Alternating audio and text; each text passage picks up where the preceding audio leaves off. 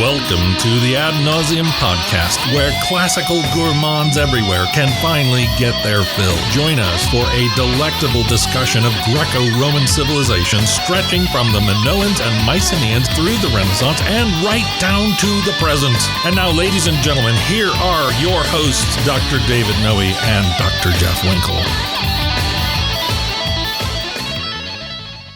Welcome to episode 77 of the Ad Nauseam podcast. As always, my name is Dr. David C. Noe, and I'm here in the vomitorium with Dr. Jeffrey T. Winkle. How are you, Jeff? I'm feeling a little out of my depth today. Really? Yeah, because the pool we're swimming in is like your backyard pool. Okay. That's what I feel like, right? Is it, like people say, is it above ground, hovering above ground, or is it underground, they like to say? It's underground. It's got the slide. It's got the diving board. It's got everything. Yeah, I prefer to say on ground. I see. In ground. Okay. People say, do you have an above ground pool or yeah, it's not above ground. Well, you've seen those big resting. ones. It's resting on the. It's not like hovering. Correct. Is that the problem? An above ground pool.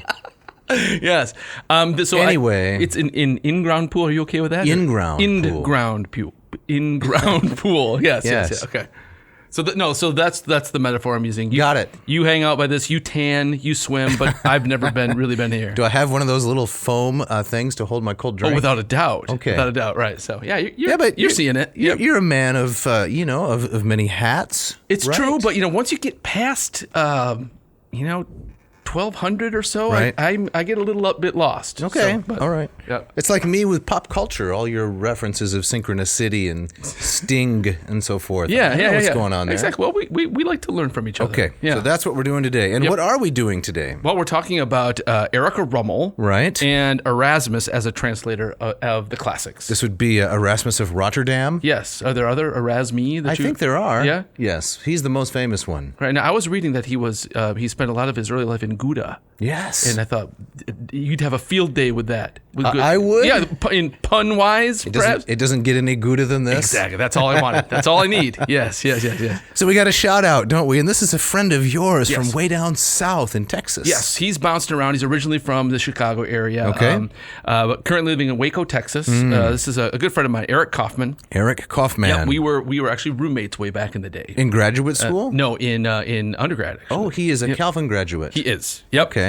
Great guy. He was trained as an engineer, but he was always one of these guys that's very interested in everything. I love this here where you say, structural engineer by training, polymath by nature? Yeah. He was just born with lots of math polyed up? Very, very, well, not so much math, but, he likes to know a lot of things. Okay. Yes, right. So he's a really good tennis player. Wow. Right now he's currently involved in a venture of inventing this kind of tennis caddy by which you can store all your tennis equipment and take videos of yourself. Is Bill Murray involved in this? It should be. Yeah. That's the tennis caddy shack? That's the pitch man he needs. Okay. Right.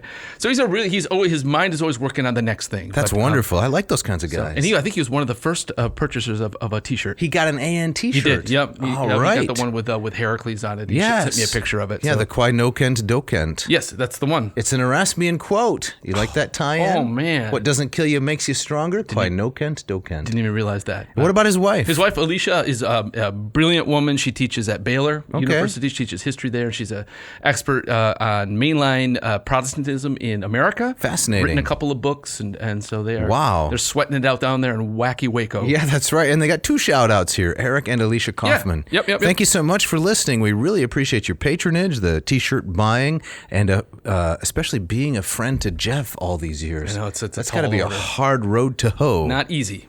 Shall we plug a product right here at the beginning? Go for it. Okay. Yeah, what do we got? Lingua Latina per se illustrata, or Latin teaches itself, like I like to call it. A program I've developed. Go to latinperdiem.com/LLPSI. Sign up for the course. We're thinking about raising the price. Oh, you are? Well, yes, it's been very popular. It's got lots of video instruction. You're in the classroom with me, teaching you how to either teach this textbook or learn Latin ab initio from the ground up. All right, so there's a groundswell. There is a groundswell, okay. And you want to get in on the above ground pool before the price jumps. Exactly. All right. So check it out. Okay. So, Dave, you got our opening quote today. I do, and this comes from a book we're going to be using quite a bit in this episode, and it is called Erasmus, A Critical Biography by Leon E. Helkin. Okay. Translated by John Tonkin. Translated out from what language? It is from, no, I knew you were going to ask me that. German. German, okay. Translated from German, unless it's French. I'll have to check during the break. Embarrassing. First published by Blackwell in 1987, and then translated into English in 1993. So here's the quote. Erasmus was 13 when his mother died of the plague.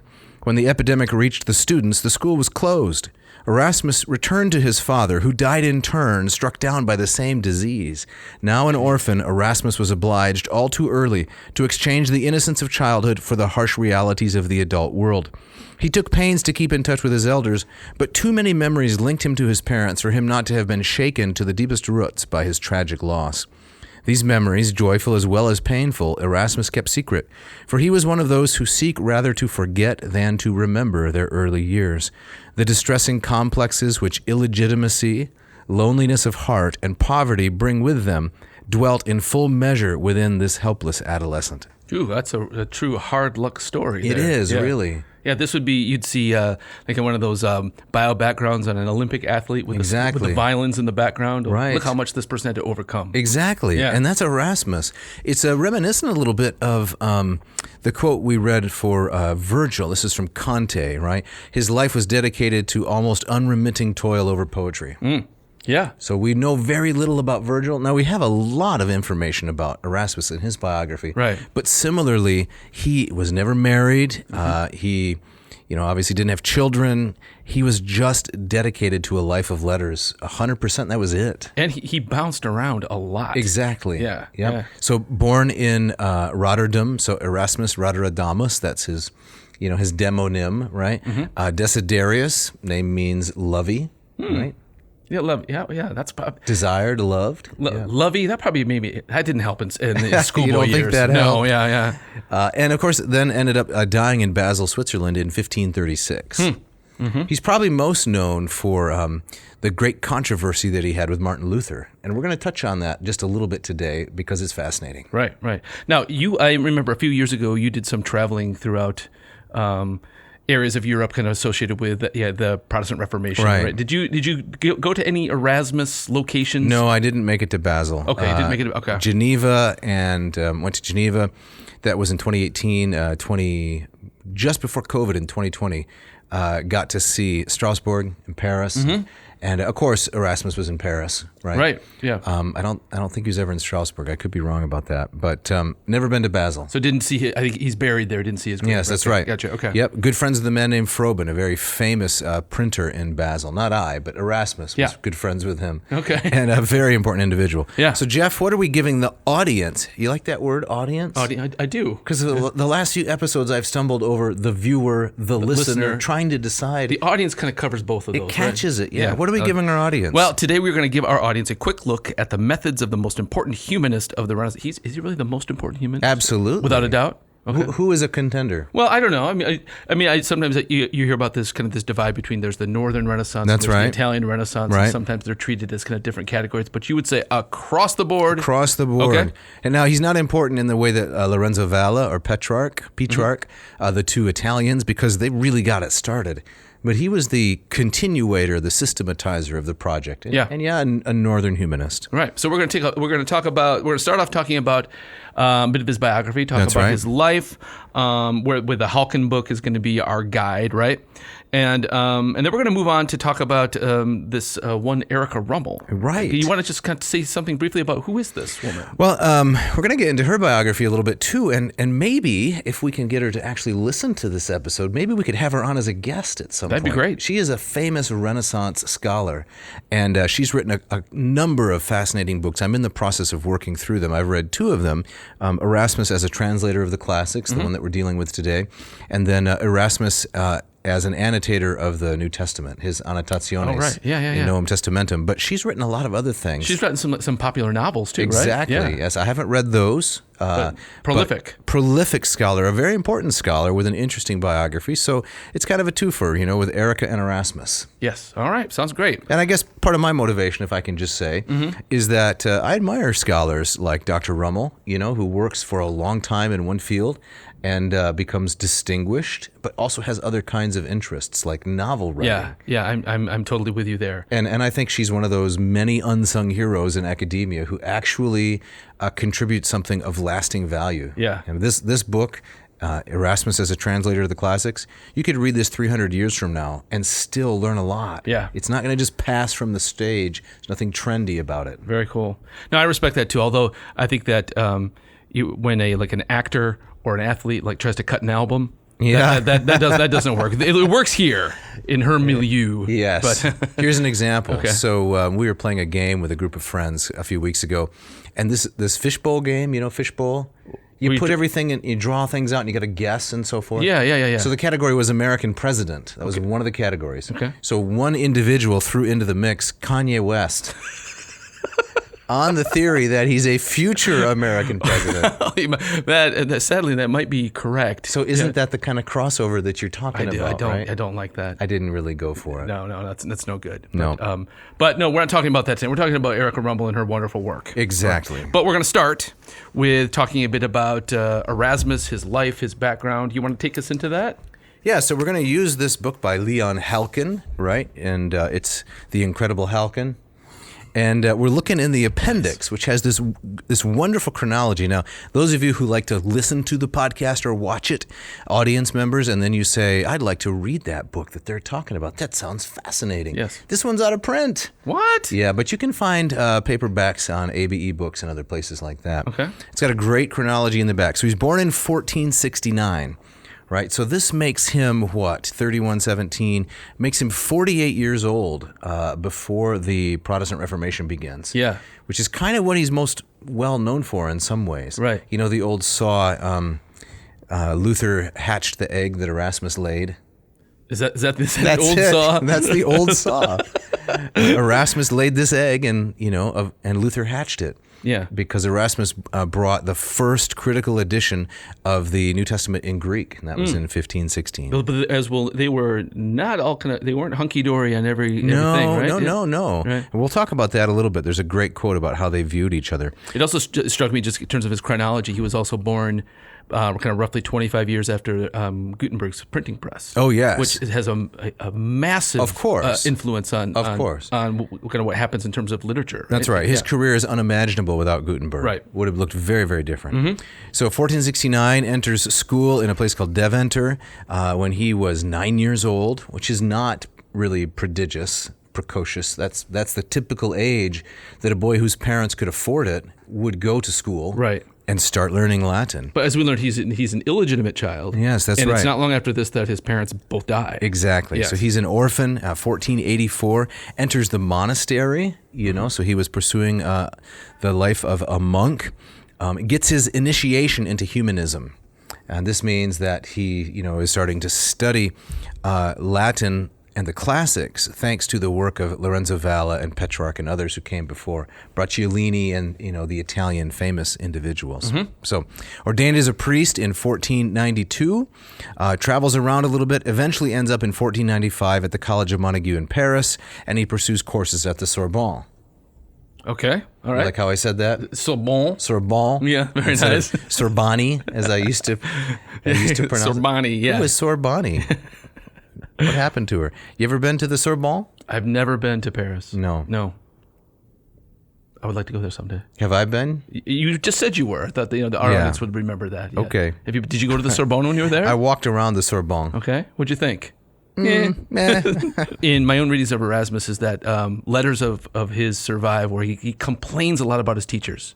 Yes. He did not like kind of the harsh discipline of many of them, and That's he right. disagreed with many of them. He seems to have been kind of an irascible kind of maverick who pushed back against a lot of what he came up against. Absolutely, he did. Yeah. And his efforts at reforming the church before Luther were not especially successful. And then when Luther came in and said, no, we need a more radical reform, Erasmus pulled back, it seems in part because he just didn't like Luther. And it's that same kind of contrary spirit. He didn't want to be swept away by that. Yeah. So he publishes Cicero's De Officiis, and this is what launches his career as a philologist, I'm just quoting from Halkin here, and an editor of classical texts. That's in 1501. Okay. So just a couple other big points. 1511, the praise of folly, the laus stultitii, right, in praise of stupidity. Yeah. Or the moriae encomium. That's clickbait right there. Oh, absolutely. What a brilliant title. It is a great title. In praise of folly. Right. And that, of course, is going to launch his career all around Europe. Now he's famous.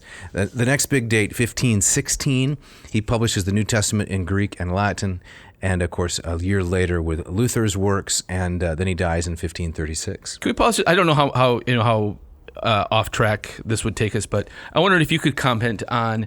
So he updates Jerome's Vulgate, right? Do you know what does he change? What was in need of tweaking? What needed to be redone? Right. So we're going to get to that for sure. Okay. All right. Yeah. In this episode, we're going to have some specific quotes about places where Erasmus thinks that Jerome has ruined the beauty and artistry that occasionally pops up in the New Testament. You know, the figures of speech that are there. Mm-hmm. And Jerome just kind of flatly ran over them. And Erasmus says, no, we got to do better here. We got to clean this up. And he had better texts to work from. Did Erasmus know Hebrew? No. He did not. Not very well. All right. Okay. Well, you're asking me a lot of pointed questions here. Well, I mean, this is your swimming pool, sir. Yeah. So. All right. So get out the wacky noodles. So, a quote here from Halkin. This is from the Paris tutorship. This gets us started. Okay. Right? So the time when he's in Paris. He says, what Erasmus objected to in the scholastic philosophy in which Christianity had become bogged down, and particularly in the decadent scholasticism which was taught to him, was its arid rationalism, its rigid systematization, its authoritarian moralism, its sterile logic, and its pretentious verbiage. It's quite a bit of pretentious verbiage right there. Yeah. He was not a fan of the four theological giants of the Latin Middle Ages, Gratian, Peter Lombard, Thomas Aquinas, and Duns Scotus. He set Jesus in opposition to Aristotle. Erasmus did, and he made fun of St. Thomas, denouncing him for his overdone Aristotelianism. Okay. So I can see a bit of Luther there, right? You know, we don't need to be filtered through these guys. We can go straight to the text. That's right. You would think they would have a lot in common. Yeah. And originally they kind of did. Yeah. And Luther was seeking to recruit Erasmus as a trophy for the new evangelical movement that he was spearheading. Yeah. And at that point, Erasmus backed off and said, whoa. We have entirely different purposes here. You know, I welcome some of the things you're doing in terms of driving people toward the scriptures, but I'm not going all the way and rejecting Rome. Interesting. Erasmus would not do that. Yeah.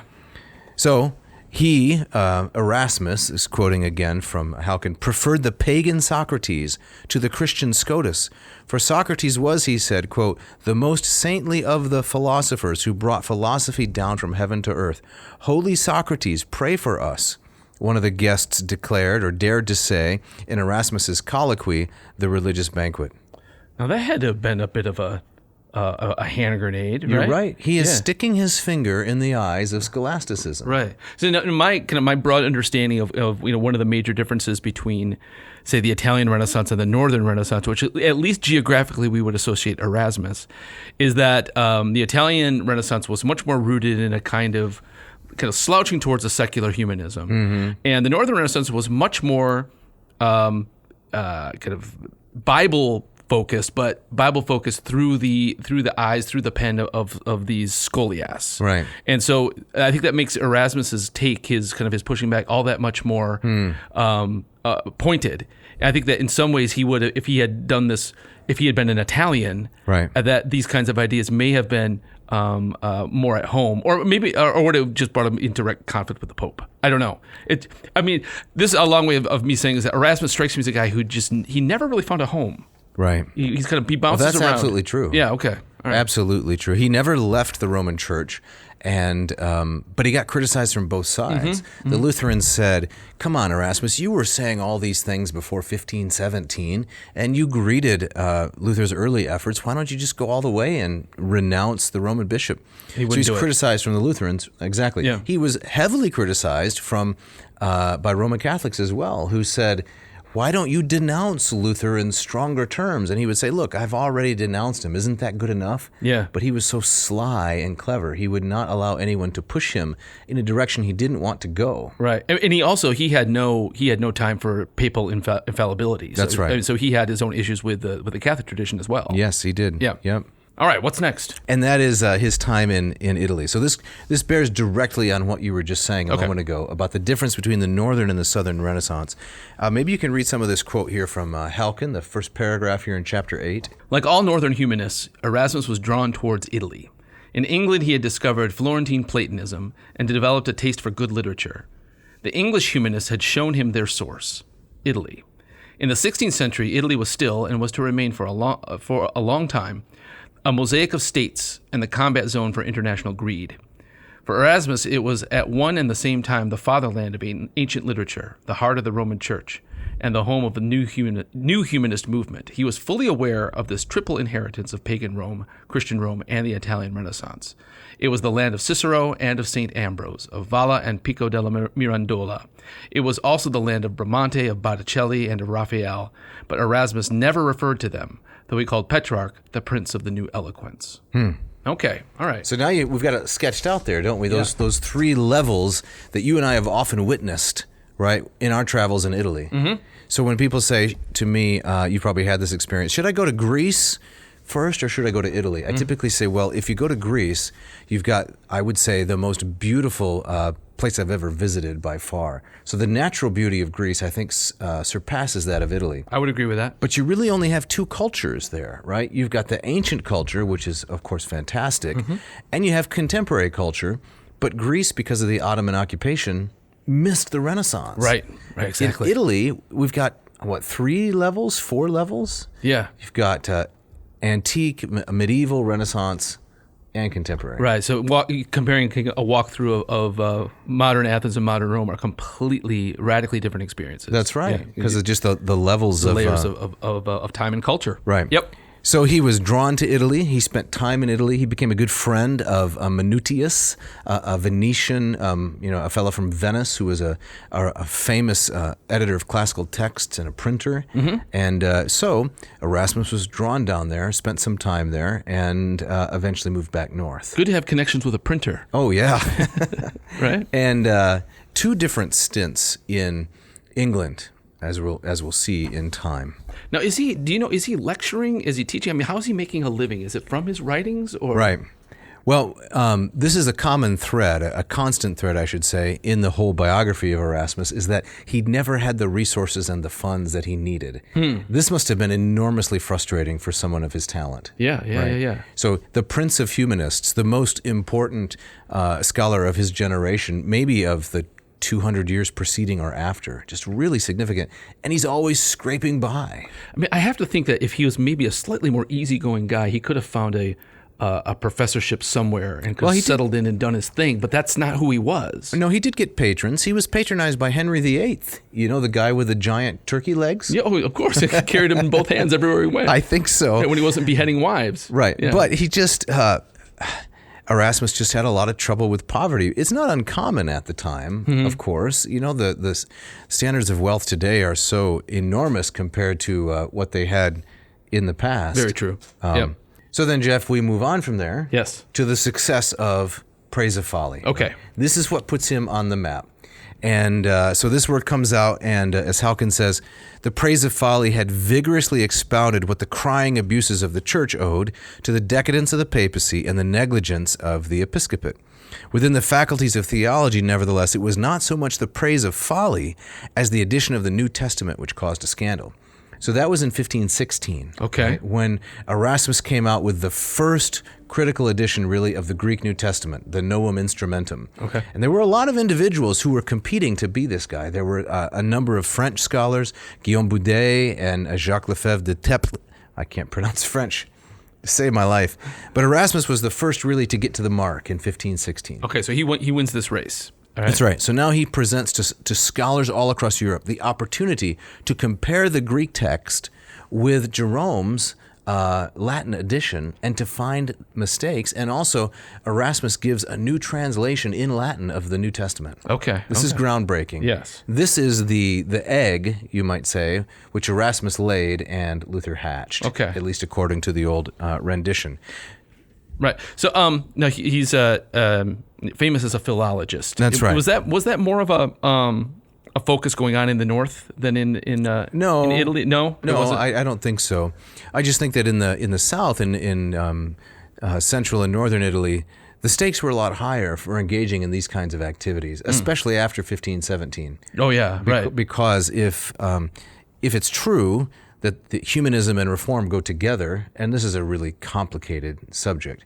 And in fact, if Professor Rummel listens to the podcast, she's probably going to come on and give me a tongue lashing, because you don't want to gloss over some of these complicated relationships. But nevertheless, in the North, where reform had more success, the connection between the study of the Bible and the new theology, as you might call it, was really close. Sure. And you couldn't do that in the South. Right. Well, and of course, you can't discount just kind of the gravitational pull and political weight of the papacy. Exactly. Too, right? The closer you are to it, I mean, the more you're drawn. You're drawn to it. Yeah. Right. Yeah. So Halkin says the philological critiques, these would be of Erasmus, disturbed the theologians who saw there a process of undermining aimed at shaking the foundations of the truth. Erasmus was to be accused of recklessness, error, and heterodoxy. Oh my. Okay. So what kind of happened is, because he was so independent-minded, as he begins publishing these things, Praise of Folly, which is like a Lucian satire. It's like he's compared to Petronius after he writes this, the Dinner of Trimalchio and so forth. He had kind of gotten his own raking over the coals. So then when Luther came out, Erasmus says, look, I've kind of been through this already. I have been, the butt of many jokes and insults. I don't want to go all the way with reform. I'd rather stay within the safe confines. Yes. Okay. All right. So the Praise of Folly puts him on the map. That's right. Gives him a level of infamy as well. Celebrity and a little bit of infamy. Yes. That's right. Mm-hmm. So we go on then, and we're going to go right into the heart of the conflict between Erasmus and Luther. Okay. And this is still dealing broadly with his biography. And here, let me just read a little bit of Halkin here. From which chapter is this? From the biography. This is a fantastic book. Chapter 15.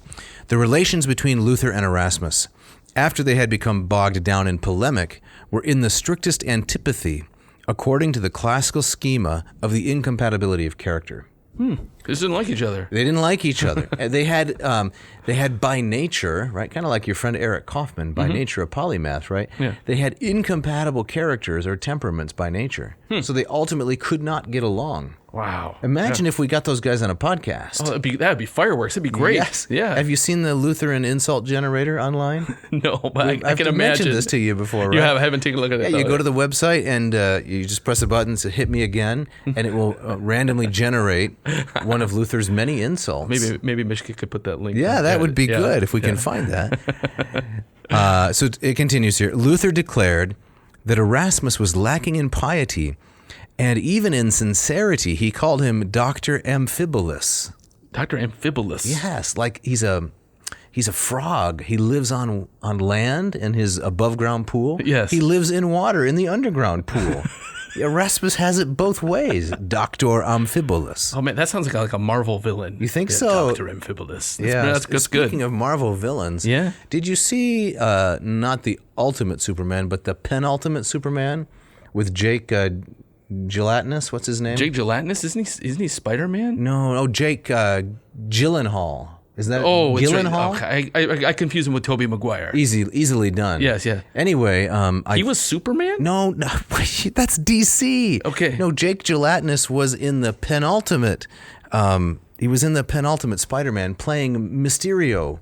Oh, the guy who wears the fish bowl on his head. I did not see it. Well, you didn't miss anything. Okay, right. They didn't do it well. But there's your Dr. Amphibolus. Jake Gelatinous. Yes. Why is he wearing that fish bowl on his head so he can live underwater? A couple different realms. He wouldn't wear that if he was not Amphibolus. That's right. So, according to Luther, this is Erasmus. Okay. On the other hand, as the quote continues, thanks to the incredible Halkin, for Luther, Erasmus reproached Luther for being excessive and unpredictable. Where's your Aristotelian moderation? In other words, he called him Dr. Hyperbolicus. Oh, yeah. I was wondering if he had a good comeback. He did, yes. Dr. Hyperbolicus. You like that? That's great. For Luther, everything is World War III, right? Yes, in other words, right. He can't take anything with a grain of salt. Are they trading these barbs in letters? Oh, of course, in print, or in like works that they're publishing. Is that letters that they publish, right? So an open letter to so and so. So this like rap artists dissing each other. Absolutely, West Coast to East Coast. You're beyond me now. Okay, all right, I don't know what's going on there. Okay. Can we stick to Dr. Amphibolus and Dr. Hyperbolicus? Let's bring it back. Okay, for Luther, Erasmus was a profaner. He was no longer even a Christian because he wouldn't decide for the truth, even though he'd say, Luther's probably right, but I'm not going to leave Rome. Okay. That's kind of Erasmus's attitude. Right, and Luther says, hey, it's a fish or cut bait. It's showtime, yeah, do or die. Yep. For Erasmus, on the other hand, Luther was a blasphemer who adorned himself improperly with the evangelical label. A blasphemer. Yeah. Okay. Because Luther would, call down curses on Rome and say, the Pope is the Antichrist and other kinds of, standard Protestant polemic of that era. Yeah. So they had a major falling out. Do you think that Erasmus's stance is? Do you think he held out a desire for a unified church, or was Yes. he was just grudge holding? Well. Probably not fair to say to a dead man. I mean, about a dead man. Yeah. I've rehearsed this principle in class many times. Let's see if I can remember it. Nil nisi bonum de mortuis decendum est. Yeah. You should say nothing but good about the dead. Yep. It seems to me a little bit as I read the biographies of these two men, and I've tried to do my homework, that maybe Erasmus was a little bit jealous of the celebrity that Luther had gotten. Because Luther... became so much more famous than Erasmus. Luther is a good humanist of his own, on his own, right? He could write fantastic Latin, but he's no Erasmus. In fact, the only guy who could claim a kind of Erasmian level of eloquence was Luther's close friend and successor, Philip Melanchthon. And in fact, Melanchthon was a good friend of Erasmus, and I think that Erasmus was personally aggrieved that Melanchthon sided with Luther against him. Right, because Melanchthon was a brilliant author. His Latin is just phenomenal. Yeah. And he said, no, I'll stick with the bombastic Dr. Amphibolus. I'm not going to go with Erasmus, the more refined individual. Interesting. I mean, it seems clear to me that an interesting idea that if Erasmus was jealous, but I think Luther had much more of a stomach to slug it out in the ring. Absolutely. Than Erasmus ever did, Erasmus right? had no stomach for that whatsoever. No. Right. Although he could, in print, be very acerbic, very barbed. Maybe just this last quote here from this chapter, and then we'll wrap up this portion. Okay. The expression clean sweep graphically describes Luther's radical manner, by which he eliminated everything, apart from the Bible and the Fathers, which hampered the development and expansion of his ideas.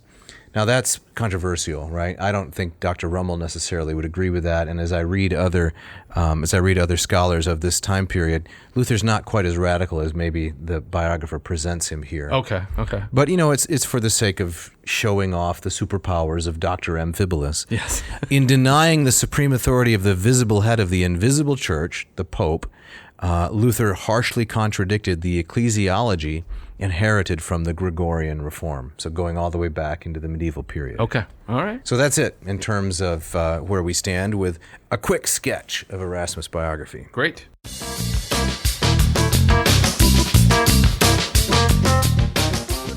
This episode of Ad Nauseam brought to you by Hackett Publishing. For the last 50 years, I believe this is exactly their 50th year. Absolutely. Of operations from Cambridge, Massachusetts, and Indianapolis, Indiana. What has Hackett been bringing to the public? Well, they have been bringing independent academic book publishing for these past 50 years. They just launched a new website, and as part of the launch, the anniversary celebration, yes, they are giving anyone who orders $50 or more from the website a free Hackett tote bag. I want a tote bag. You do? I do. So when you and Mrs. Winkle celebrate an anniversary, is that what you do? You buy her a tote bag? But I buy things, then we tote them around. Okay. Yeah.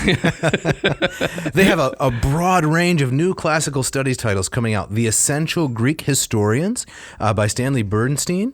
They got a new edition of Aeneid Book 7 with extensive revisions and additions. They've got, what else do they have coming? That edition of the Frogs that you like? Oh, yes, exactly. Yeah, Peter Meinecke. Yes, that's right. Yep. And they've got the Essential Thucydides coming out on justice, power, and human nature. And you know that Erasmus, the subject of this episode, translated a lot of Lucian, right? The Greek author. Yes. They've got a new edition of 3 Menippean Fantasies coming out by Joel Relihan. Fantastic. I love Lucian, right? That's got to be an upcoming episode for us. Yes, we'll have to do that. Right. And if you go to the Hackett website right now and you enter the word Erasmus into the search bar, 2 titles will pop up. First is a free edition. You can download it for free. The Bryn Mawr commentary on the Laus Stultitiae, The Praise of Folly. Yeah. A PDF. It's fantastic if you want to read the work in Latin, and why wouldn't you? Yeah. No, that's a confident company if they're just giving stuff away. They are just giving stuff away. That's the generosity. And if you want to read more about the conflict between Erasmus and Luther, they have 1 volume devoted to the subject on the battle over the will. So this is edited with notes by Clarence Miller and Peter McCardle, with an introduction by James D. Tracy. So they have selected things from Erasmus and Luther on this subject of the free will and put it into 1 nice, handy volume. Very impressive. You can get the cloth edition for only $48, the paperback, or an examination copy if you're a professor for $3. That is a bargain. So listeners, if you want to take advantage of all this stuff, you go to hackettpublishing.com, find the text that you want, drop them in the little tote. The tote. The digital tote. And get a tote. And you will get 20% off and free shipping if you type in the coupon code AN2022. You can be like that NPR personality, Jeffrey Toten Books. Am I close? You're close. Did you just bring that? I just thought it up right now. Bad. That's not bad. All right. No, it's pretty bad, but I did just think it up. Okay. This is how I always excuse bad jokes. Yeah. Right? But they just came to you? I didn't plan them ahead. Right, exactly. Right? Yeah, right. You had no choice. I'm an unbaked pie, basically. So don't hesitate. Go check it out. Yes. Also, this episode is brought to you by Ratio Coffee. And we have a little special thing today, don't we? We do. In the ad? Yeah, we have it's a product review. A product review from a website that can't spell, apparently. Kitchen. Why? Kitchen without an E. No E in kitchen. Nope. They're taking the E out of the kitchen? I guess so. This is an article by Lisa Friedman, published July of 2021. And there's some great stuff in here, Jeff. Why don't you read a little bit of this? Okay, What's the headline? The headline is, I waited months to try this trendy coffee maker that kept selling out. Wait for it. It was worth it. It was worth it. Yes. She says, Lisa says, have you ever wondered what would happen if a Chemex and a drip coffee maker had a baby? Constantly. Jeff, this is what keeps you awake at night. I have no idea what is a Chemex. What? I don't know what a Chemex is. Chemex is the pour over. This is the fancy cone kind of thing. See, you are so indoctrinated into the racial world. I don't want to think about any other machine. Right. So Chemex is the point. So if that and a drip coffee maker had a baby, right? This is what you get? Yeah, and Lisa says, no, you probably haven't. That's because true. You likely have other things on your mind. Regardless, I have that answer for you. It would look like a Ratio coffee maker. Okay. Allow me to explain. Ratio is a coffee maker company based in Portland, Oregon. It was founded by Mark Helweg, who didn't understand why the automatic coffee maker hadn't evolved much over the years. Bothered by the fact that coffee drinkers had to choose between either a complicated brewing method or a way too simple one, he set out to design a new machine, one that makes pour-over coffee, that's your Chemex, as easily as making a pot of drip. That's very, very true. There we go. Yeah. So she goes on, see, the magic of a pour-over coffee is not to be underestimated. It creates a robust, more flavorful brew that's smooth and hardly has any acidity. Yes, but she says nothing in here about brackish tang. No, well, I think that's the clear subtext. Is it? Yes, exactly. When she says hardly any acidity, that means no brackish tang. And she doesn't talk about off-gassing, does she? Or the bloom, the bloom stage. She's getting to the bloom. Continue, please. We might have to drop a note to this woman here. Dear Lisa. Yes. Where's the bloom stage?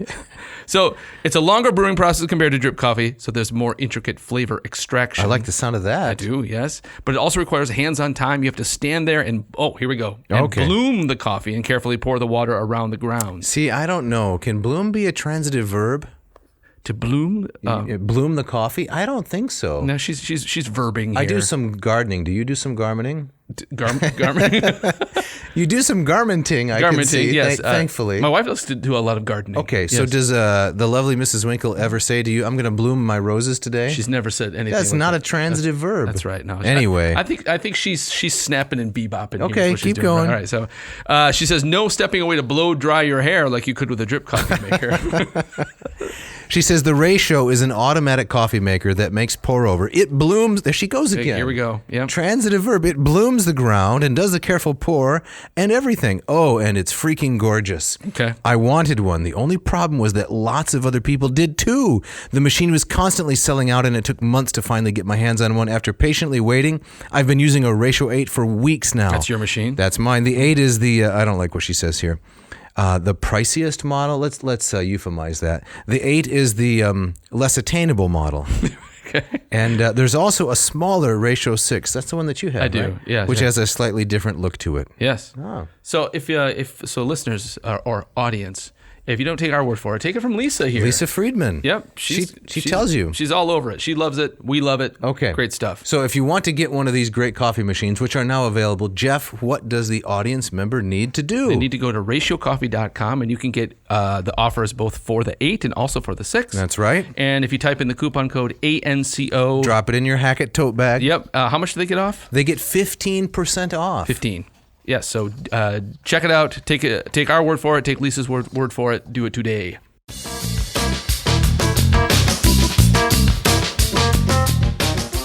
All right. So, Dave, as we get back into it, we're going to talk more about Erasmus's life, or we're going to get more into kind of his the nitty-gritty of his work. Well, we're going to talk first about Dr. Erika Rummel. Okay, yes. And then we're going to get into the nitty-gritty, right down into the particulate matter, the rudera, if we can drop a little Latin. The nittis-grittis. There you go, Yes. of Erasmus and what he did as a translator. Okay. So let's start out by sharing a little bit with the audience about this fantastic scholar, Erika Rummel, who wrote this amazing book. Jeff, what do we know?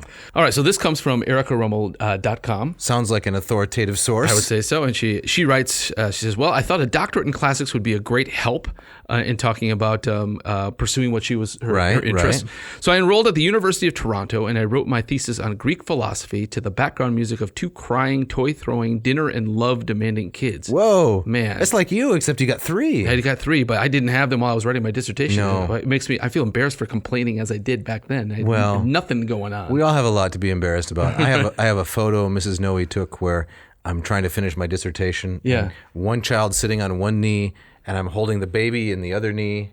In my arm. Yeah. Holding the baby in the knee. I'm wearing an Incredible Hulk T-shirt that somebody gave me. Yeah. Oh, that's great. I want to see this photo. So you can relate to this a bit. Well, I mean, Mrs. Noe did most of the work with the kids at that stage. They were so small. But it's... But let's be honest. Most people writing dissertations have multiple barriers to overcome. Lots of challenges. That's true. She goes on. Over the next decade, I worked for the University of Toronto Press on a project to publish the works of the 16th century humanist Erasmus. It was great, except that my husband was transferred to Argentina, which meant a long commute for me. Oh my God, she's serious. She commuted from Argentina. That is a long commute. I hope it was by airplane. Sheesh. Yes, you may call me crazy. I kept my job and commuted. My routine was 3 months up north, 3 months down south. Did I mention that we had small kids? Those were chaotic years, but I managed to publish my first short story and taught courses on Renaissance history at the University of Toronto. After we resettled in Toronto, I was hired by the Department of History at Wilfrid Laurier University in Waterloo, a much shorter commute than to Argentina. But ching. Nice, Dr. Rummel. Those were the publisher parish years. I performed like a trained monkey, putting out a book a year. My goodness. Do monkeys do that? Oh, man. How many monkeys does a book put out? Whoops. How many books does a monkey put out? So she put out a book a year, and she was rewarded with a full professorship. Yeah. So here are some of the titles. All right. A Noble Affair, the correspondence between Alfred Nobel and Sophie Hess. All right. Interesting. Mm-hmm. The Humanist Scholastic Debate in the Renaissance and Reformation, which won a Book by Choice magazine award. Very nice. Actually, that's the next one I'm going to read. I just checked it out of the library today. This very one, okay. That's right. Another one, The Case Against Johann Reuchlin, a religious and social controversy. Now, Reuchlin was the uncle of Philip Melanchthon, if I'm not mistaken. Okay. And it's a riveting story of how he got into all kinds of trouble. All right. And then we have Jimenez de Cisneros, On the Threshold of Spain's Golden Age, a book just entitled Erasmus. Yes, and then maybe the best title. Yes. You want to read that one? Oh, yes. Scheming Papists and Lutheran Fools, 5 Reformation Satires. That sounds good. Yeah, that does sound good. Yeah. And she's the author of 2 novels. Yeah, so then when we were talking about, she swims in many pools herself. That's right. Is that going to be the abiding metaphor, the whole I'm almost done with it. All right. So 2 novels, one entitled Playing Naomi and the other one called Head Games. All right. Also the title of a song, right? Of a great Foreigner track. Is that Foreigner? Foreigner, Head yes. Games, It's You and Me, Baby? You got it. Is that how it goes? That's right. All right. All right, Dave, let's talk about this book, this Erasmus as a translator of the classics. Where do we start here? Well, the book is a brilliant book, as I've said. Also out of print, but you may be able to find, if you're an interested audience member, you may be able to find an edition used somewhere. It's fantastic. I was able to pick one up. Divided up into 7 chapters and a conclusion. All right. I like a book with 7 chapters. That's very approachable. It's manageable, right? Yep. This is a brilliant monograph. Yeah. Is it like user friendly? How approachable? How approachable is it? If you have no knowledge of Greek and no knowledge of Latin, you may not enjoy it all that much. Okay. However, she not only gives Greek and Latin in the text itself, but then she translates all of it. And she is herself a good translator, I would say. Okay. So the first one, chapter 1, First Steps, Erasmus's Greek Studies. And I want to begin with this quote because it's really indicative of the whole work and sets the tone. She says, quoting Erasmus, "No Latin expression," said Erasmus in the Copia, one of his works, "can approach the charm of a Greek one when we allude to a passage or remark of some author." Okay. All right. His appreciation of the evocative qualities of the language, that is a Greek language, and its subliminal appeal was, however, coupled with a recognition of its value as a currency in the learned world. Erasmus recognized its exclusive character. Greek could be used as a password to establish instant rapport between scholars or as a secret code to keep the uninitiated at bay. Okay. You like that? I like that a lot. Yeah. That's very nice. To know Greek meant to belong to an inner circle, and Erasmus embarked on his studies seeking both a literary experience and a place among the acolytes of new learning. Okay. Yeah. When I was doing some background reading, some author mentioned that when Erasmus was coming up through school, Latin was still kind of the language of the day, and Greek was just starting to be taught at levels below the university. That's right. Yes. So it was still. So as you're saying, it was a mark of being supremely educated. Yes, you were in the inner sanctum. Yes. Yeah. Yep. And on the very next page, right, this sets the tone for the book as well. I need to share this part if I can. Erasmus regarded his translations from the classics not as an end in themselves, but as a means of perfecting his skills, as a useful exercise, preparing him for the greater task of editing and interpreting ecclesiastical texts. So that's a dominant theme, actually, throughout the history of studying Greek and Latin. Right? How does one approach the subject of talking about something like the Trinity or, the will of man, the incarnation? Well, you don't just set a young scholar loose on some of these high and lofty doctrines. They first have to kind of work their way up to really significant things by practicing on Xenophon, Virgil, Aristotle, Plato, something that, the stakes are lower, you might say. Right. Yeah. Okay. All right, Dave. So what are some of the things that Erasmus translated that demonstrate his skill? Yeah, I think you'll really like this because these are 2 authors you're very fond of. Okay. He translated Lucian. Yes. Right? The satires and so forth, the Menippean satires. And he translated a lot of Euripides. Oh, really? I know Euripides is probably your favorite tragedian, He right? is. Yep, without a doubt. That's right. And Erasmus, this is again going from Rummel's book, page 28. So we're up into chapter 2, the years of apprenticeship, when he was just a Padawan, you might say.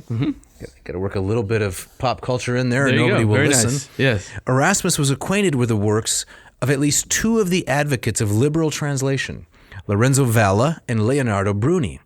In the preface to his translation of Demosthenes' Pro Ctesiphonte, on behalf of Ctesiphon, Lorenzo Valla lays down a number of principles of successful translation that are manifest in Erasmus's version. Here we go. The translator must demonstrate rhetorical skills. Greek has a greater range of expressions and grammatical structures than Latin, and the translator must therefore have a fertile and creative mind to discover suitable equivalent modes of expression. Quote, often the Greek character of speech must be abandoned, and a new figure of speech must be created and devised. Okay. So, break it down. Unpack that a little bit for me. So, what exactly is he saying about kind of the differences or the advantages of Greek over Latin? Right. Well, Greek is a far more flexible language. I'll just give one example. Greek has a participle for the verb to be, right? Einai. Yes. And so because of that participle, you can have a broader range of nuances than is easily achieved in Latin. Okay. Latin has no present participle for the verb esse. Now, it was developed later during the medieval period because people said, hey, we need a participle like the Greeks have. And it just seemed to have naturally arisen in the language on that basis. There were protests in the street. People demanding give us the participle. Right. So you have works like Aquinas' De Ente et Essentia on being in essence. That ente there. That's the participle. That's the participle. Yep. Cicero could not have used something like that. The form didn't exist. But Greek had it forever. Greek also has these particles, right? These particles are these little, mostly monosyllables, de, ge, gar, all of these. Yeah. And I like to liken them to seasoning, right? You don't sit down and eat a whole bowl of cinnamon, but if you put 1/8 of a teaspoon of cinnamon into something, it can change the whole character of the dish. Exactly, right. And that's what a particle is like. Latin doesn't have particles. I mean, it has very few. And masters like Cicero, they tried to imitate the flexibility of the Greek language. Yeah, I once had a professor tell me that the g right. in Greek, he says it's the stamp of a foot. Stamp of a foot? Was this Rich Weaver's? No, this is a grad school professor. Because Richard Weaver's our professor. He'd love to talk about g. He did. I can hear. Yes. I can hear him saying it. I can hear it too. Just this and g, gar, all of those, de and day, and so on and so forth. Yep. So. We have Erasmus translating Euripides from Greek into Latin. And I'd like to just read just a little bit of this if I can. So this is from lines 1467 to 1475. Of what play? Of his translation of, I think it's the Hecuba. Okay. You like the Hecuba? It's not my favorite, but I like Euripides across the board. Okay. Yep. So the Hecuba, she is Priam's widow, yes, right? And she and Odysseus are in some kind of a big quarrel about what's going to happen to the rest of her family. Right. So we have, the original Greek goes like this: Parade leko fae psamathon heleso menai kulia pente konta koragamus nereos echo rausan, something like that. And we've got Erasmus turning it into Latin poetry.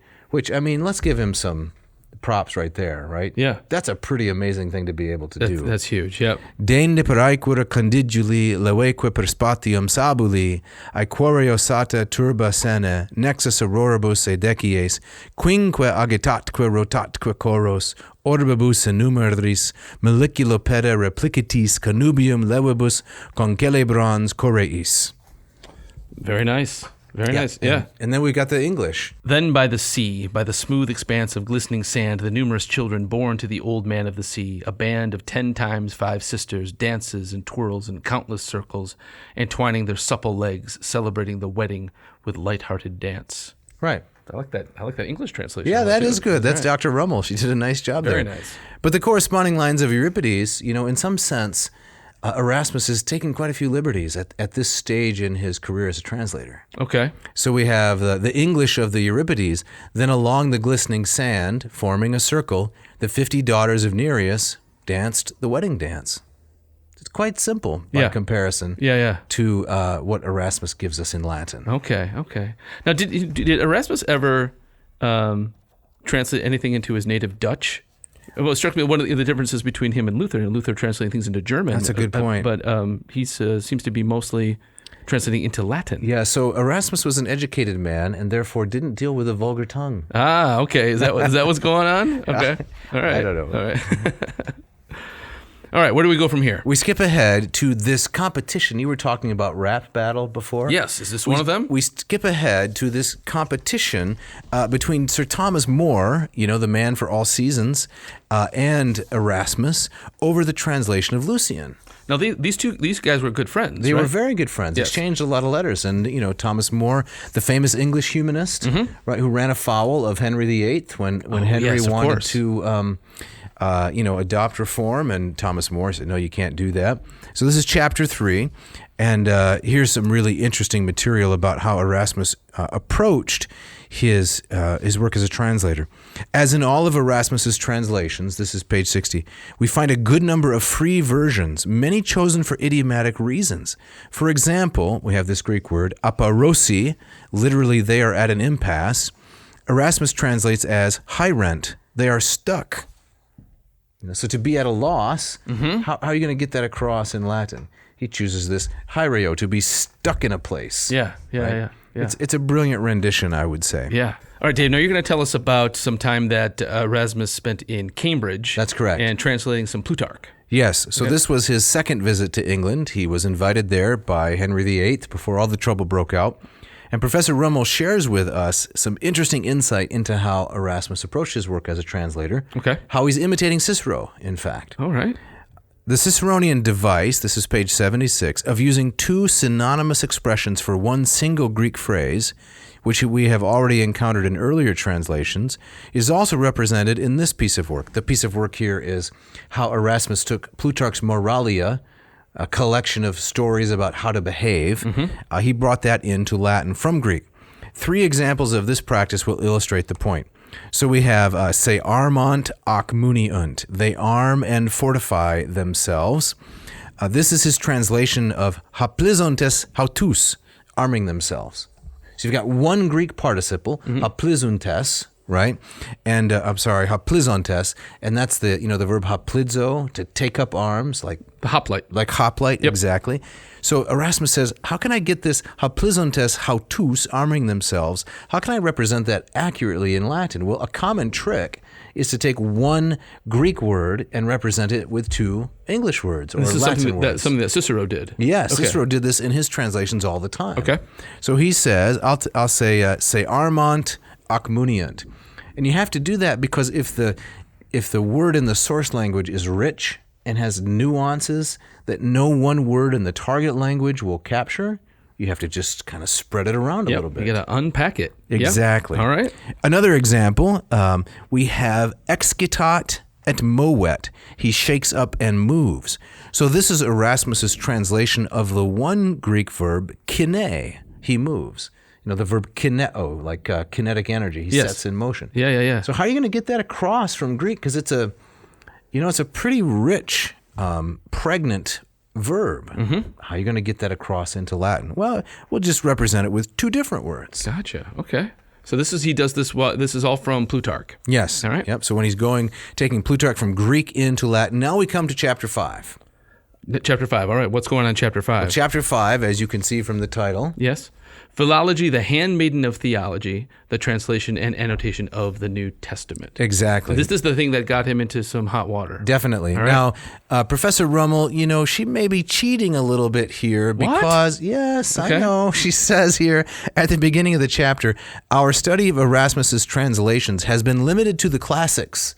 After all, that's the title of the work, right? Yes. Erasmus as a translator of the classics. She says, but any examination of his methods and techniques would be deficient if it neglected his most significant contribution to philology, the translation of the New Testament. So you say she's cheating here by throwing this in. Well, it's not exactly cheating, but obviously everybody wants to know, well, how did he handle the New Testament? Right. We've seen how he handled Lucian and Plutarch and these other classical authors. Yeah. So she finds, what I would say is a plausible excuse, a good reason to slip some of this in here. It's almost like, while we're here, exactly, we might as well stop for donuts. That's right. Yeah. So she says, page 92, in reviewing the aims of the translator, Erasmus emphasized 3 elements: clarity, purity, stylistic appeal. Okay. So that's the takeaway, right?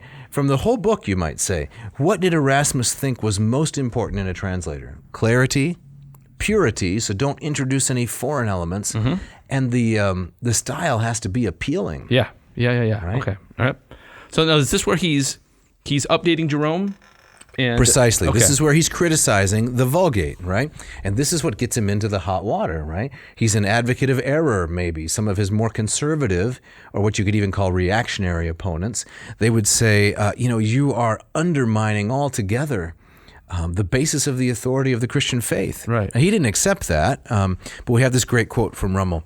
In one case, for instance, Erasmus noted that the translator of the Vulgate had ruined, quote, ruined the beauty of prosonomasia, it's kind of wordplay, and enantiosis, which is apposition or opposites, by translating these two participles, eis erkomenon and ex erkomenon. So there's wordplay here, right, in the New Testament. Eis erkomenon, going into a place, and ex erkomenon, coming out of a place. The Vulgate translates them as ingreditur and procedit, respectively. So you lose the wordplay. He loses the wordplay altogether. So Jerome is trying to be so strictly careful with the meaning that, according to Erasmus, he completely glosses over the wordplay that's involved in the New Testament. Now, just a quick kind of chronological note. So by this time, Jerome's translation has been around for about 1,000 years, right? Absolutely. Right. So it's reached kind of almost a notion of kind of biblical authority. Definitely. Like almost like Aristotle has this kind of its stranglehold. Definitely. Right, okay. Yeah. And it becomes canonical, if I'm not mistaken, at the Council of Trent. It becomes the authoritative text. Okay. Superseding even the authority that would be granted to the Greek and Hebrew versions. So interesting. Yeah. So one more little quote here. Elsewhere, Erasmus expressed regret that, quote, the charm of the Greek figure contained in poimene and poimein, which is a sheep and shepherd, is lost in translation. Says Erasmus, the author of the Vulgate had used ovum, right, and which means the sheep, and pastor, whereas a different choice of words, ovila, this is the sheepfold actually, and opilio, would have duplicated the Greek figure and reproduced the sound effect. That's a really difficult needle to thread. Oh, absolutely. Yeah, but I mean, he's Erasmus. He's Erasmus. He can do it. Dr. Right? Yeah. Amphibolus. Right. He can do that. So he makes Jerome look like a crusty old dean. In some spots, yeah. Okay. I mean, who can't help but admire Jerome's accomplishment? Of course. He translated the whole Bible, the first one to do it in an authoritative way. But Erasmus launched the project of taking shots at Jerome. And for the rest of the 16th century, everyone else did as well. People like Beza and Castellio, here we can fix Jerome a little bit. He's off the reservation. So again, Erasmus he's laying eggs and other people are hatching them. Absolutely. That's the metaphor. Gotcha. So we got to wrap it up here pretty soon, don't we? We're up against it. Yep. So just maybe the last concluding quote we want to get from this. Erasmus, this comes from the conclusion of Dr. Rummel's work. In a letter to the French humanist Germain de Brie, not the inventor of the cheese, I don't think. Okay, I got excited for a moment. Okay, but cheese is coming up later in the episode, isn't it? It is, yes. Erasmus encouraged scholars in general to translate the classics. Among the authors he particularly recommended were Aristotle, Plato, Herodotus, Thucydides, and Plutarch. Erasmus was careful to add that existing translations should not deter scholars from trying their hand at a particular work. There was always room for improvement. And now we skip right here to the end. Despite the success of his compositions, page 136, Erasmus revealed fundamental misgivings about the task of translating. The process had inherent limitations. No matter how faithful and accurate, a translation could never take the place of the original or fully compensate a Latin reader for his lack of Greek. Erasmus lamented the state of education that compelled him to provide translations. Now, here's the great optimism. You want to read this last portion here where you see this kind of Erasmian optimism breaking out? How fortunate is our generation in which we see Greek coming to life again everywhere. The neglect of Greek brought with it the universal decay of all sound learning and all elegant authors. We may hope that equally its revival will make them flourish too. Yeah. What do you think? That's very nice. It is nice, right. But I don't know if that optimism that eventually enough people would know Greek that we would no longer need translations. any educated person would be able to read the Greek or Latin directly. Yeah. I don't think that's ever really happened. Never happened. But it's a counterbalance to kind of his grumpy personality that we've been skirting around throughout this episode. I mean, I found one interesting detail about his life is that he apparently took as a personal Latin motto, concedo nulli, I yield to no one. Yeah. That's like the Tom Petty song, right? Which one? I won't back down. I won't back down. Do you like that as a translation of I won't back down? I like that. Concedo nulli? Exactly. Like, so, he's saying, yeah, and it was kind of like, I'll poke my finger in anyone's eye. Exactly. And I'm not going to. But this is very kind of like looking towards the future. Absolutely. And you were also saying that, he was saying that, don't let a bad translation stop you. This should encourage you to go on and try it yourself. And Absolutely. So there was that element to him as well. That was more generous. Right. Yeah. So are we with Dr. Amphibolus or Dr. Hyperbolicus? See, I got to go with Amphibolus. You got to go with Amphibolus. Apparently, some have translated that as a slippery eel. Which one? Amphibolus? Amphibolus. Nice. Yes. Yeah.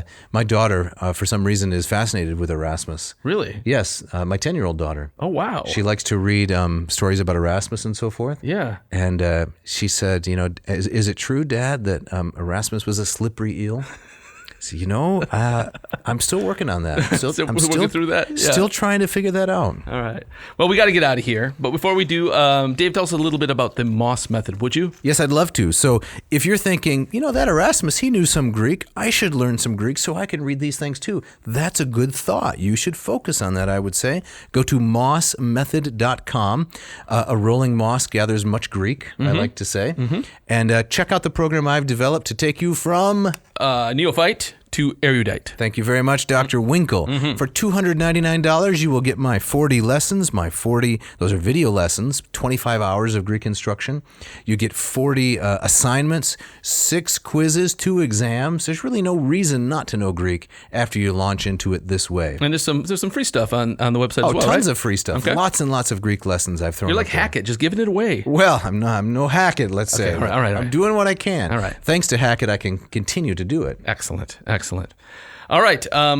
So we got to thank some people. Definitely. Mishka, our editor, as always. Scott Van Zen, Ken Tamplin for the great music. The great music. We got Agricola here in the studio. As on top of things, as always. Good comments, the lighting, the videography. Check out the YouTubes, right? Yeah, of course, yes. You can you search under Ad Nauseam, don't forget the V. YouTube.com/Ad Navseam. Yep, and you can watch the video version. I think we got, about 7 episodes, 8 episodes up now? Yeah, we're slowly building it up. Absolutely. Yep. If you would like to subscribe to the channel, either the YouTube channel or maybe on Spotify or Apple iTunes, we would really appreciate that. Leave a review. You can now review us on Spotify. You can send hate mail to Jeff. Something I recommend.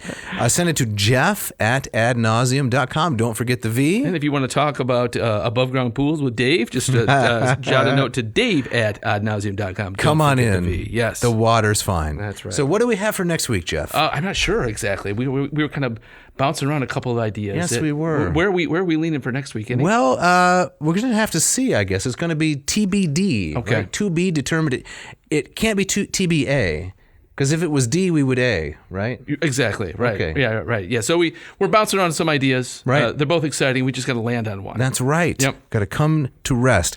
And I believe, Jeff, you have the gustatory parting shot that promised cheese. Yeah. Go ahead. But this is from one Alyssa Nutting from a book called Made for Love, and she writes, "Melted cheese is a culinary veil, a foxhole where mediocrity can hide." That describes my nachos. Oh, that's no Gouda. No, that's no Gouda. Thanks for listening. Thanks.